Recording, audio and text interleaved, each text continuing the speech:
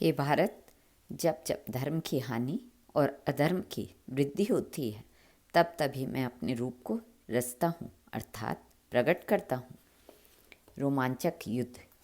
महाभारत के युद्ध में प्रथम दिन पांडव सेना को पीछे हटना पड़ा। दूसरे दिन भी महाबाहु भीष्म के बाणों की वर्षा से पांडवों का व्यूह टूट गया। सारी सेना तितर बितर हो गई। बहुत से सवार और घोड़े मारे गए। रथियों के झुंड भागने लगे।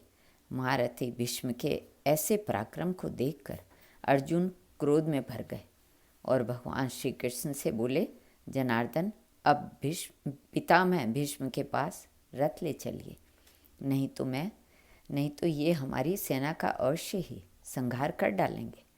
सेना को बचाने के लिए आज मैं भीष्म का वध कर डालूंगा। भगवान श्री कृष्ण ने कहा, अच्छा धनंजय, अब सावधान हो जाओ। ये देखो, मैं अभी तुम्हें पितामह के रथ के पास पहुंचा देता हूँ। श्री कृष्ण अर्जुन के रथ को भीष्म के पास ले चले। भीष्म ने जब देखा कि अर्जुन अपने बाणों से शूरवीरों का मर्दन करते हुए बड़े वेग से आ रहे हैं तो आगे बढ़कर उनका सामना किया। उस समय अर्जुन के ऊपर भीष्म ने 77 बाण से, द्रोण ने 25, कृपाचार्य ने 50, दुर्योधन ने 64, शल्य और जयद्रथ ने 9, शकुनी ने 5 और विकर्ण ने 10 बाण मारे। इस प्रकार चारों ओर से तीखे बाणों से बिंध जाने पर भी महाबाहु अर्जुन तनिक भी व्यथित या विचलित नहीं हुए।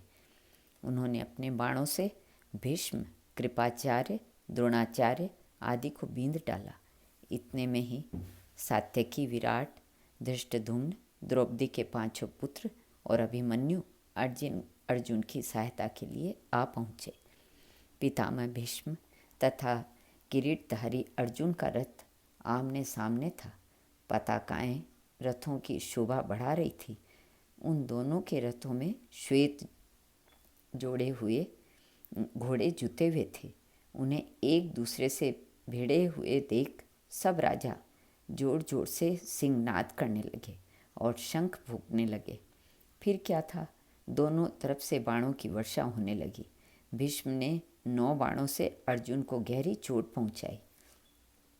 तब अर्जुन ने भी उन्हें 10 मर्मभेदी बाणों द्वारा बींध डाला।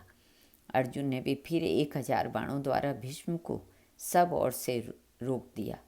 गंगानंदन भीष्म ने अपने बाण समूह से उन बाणों का निवारण कर दिया।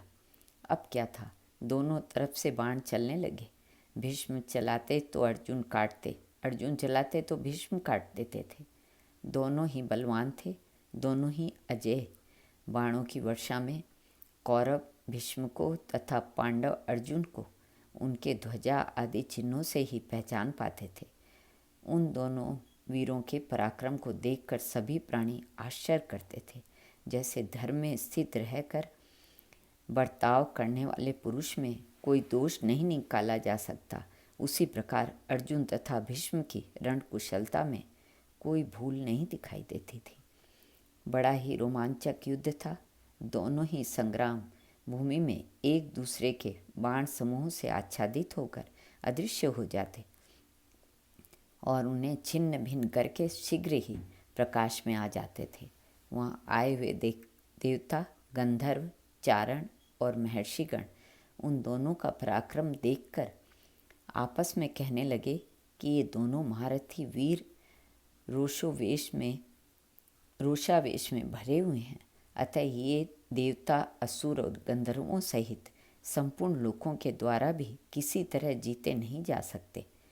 ये दोनों यदि लड़ते ही रहे तो जब तक ये संहार स्थित है तब तक इन दोनों का यह युद्ध समान रूप से चलता रहेगा। भविष्य में ऐसे युद्ध होने की किसी प्रकार की संभावना नहीं है। पितामह भीष्म तथा गांडीवधारी अर्जुन का यह युद्ध वीरों को आश्चर्यचकित करने वाला था। धन्य है दोनों महावीर। श्री कृष्णार्पणमस्तु।